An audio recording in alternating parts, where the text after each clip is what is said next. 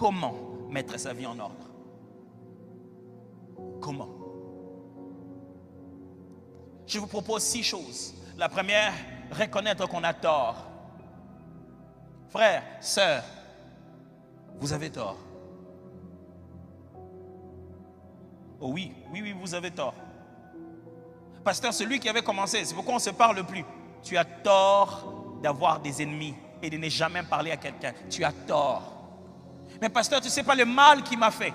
Tu as tort. Celui qui ne croit pas qu'il a tort ne pense pas qu'il doit changer. Deuxième chose, reconnaître qu'on a besoin d'aide.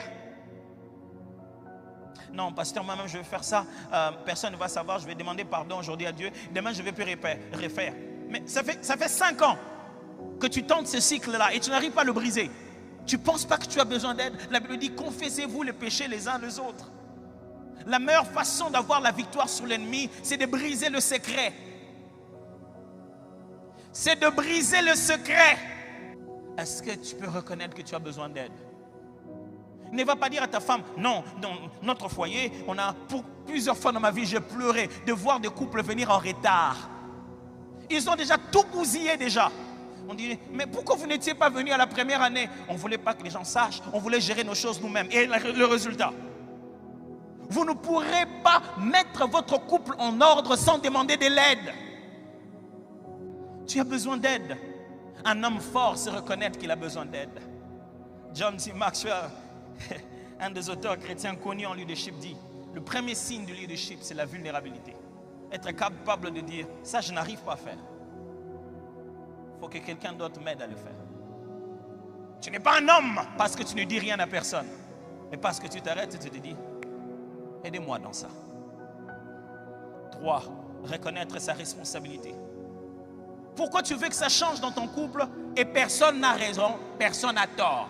Tu n'es responsable de rien. Pasteur, dis-lui, ça ne marche pas dans cette maison, dis-lui. Il vient tout le temps en retard. Il s'est seulement réveillé un bon matin, il s'est dit à partir d'aujourd'hui, je viens tout le temps en retard pour que ma femme en parle au pasteur. Même des victimes sont responsables d'une certaine manière. Quelle est ta part de responsabilité? Non, pasteur, c'est pas moi, c'est Satan. Oh non. 4. Changer ce qui est à notre portée. Quand je vous demande de changer, je ne vous demande pas de changer le monde entier. Je ne vous demande pas de vous réveiller un matin, tout a disparu. Vous n'allez pas faire disparaître les sites pornographiques. Commencez par faire disparaître les vidéos qu'il y a dans votre téléphone. Commencez par changer ce qui est à votre portée. N'essayez pas de changer 20 jours avant. Mais je veux juste me relever. Bon, je veux faire ça la dernière fois et à partir d'aujourd'hui. Et si c'était aujourd'hui le jour, il ne faut jamais le faire. Commencez à changer d'abord ce qui est à votre portée. Non, la vie de prière, le pasteur a parlé vraiment cette année, il faut que je commence à prier. Je vais faire 30 jours. Ne fais pas 30 jours. Commence d'abord par prier le matin avant de partir. Te précipite ça. Te précipite pas. Commence par ce qui est à ta portée d'abord. C'est tout ce que Dieu te demande. Il ne te demande pas d'aller bouleverser le monde. Il te demande de prendre l'argent que tu as, de donner aux pauvres. Jésus dit, tu veux devenir parfait, commence avec ce que tu as. Commence par changer ce que tu tiens dans ta main. Commence avec ton téléphone. Commence par changer de numéro, tu ne mourras pas. Oh non, il y avait tous mes numéros ici et tous mes numéros ici. Mais quand il m'appelle ici, est-ce que tu ne peux pas changer de numéro une fois dans ta vie?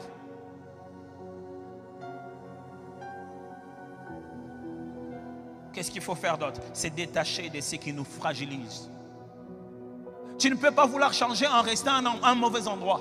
Tu ne peux pas vouloir changer en ayant toujours les mauvaises personnes avec toi. Il y a des amitiés qui doivent s'arrêter brusquement. N'ayez pas peur d'être radical quand vous voulez un changement. Chaque fois que vous voulez fournir un effort d'équilibre, au moment où vous voulez changer, vous allez retomber dans votre bêtise.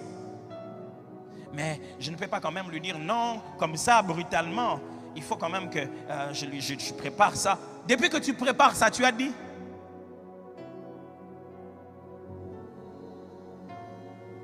Enfin, être redevable à quelqu'un.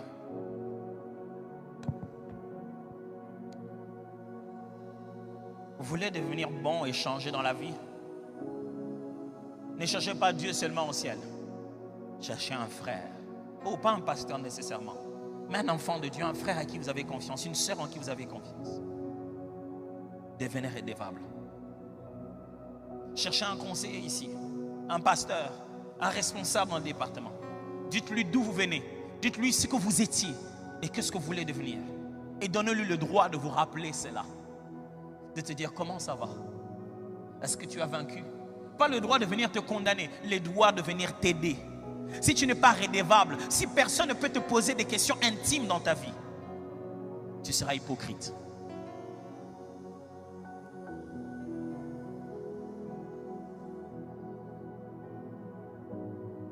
Si tu veux changer, tu dois le faire à la manière de la Bible.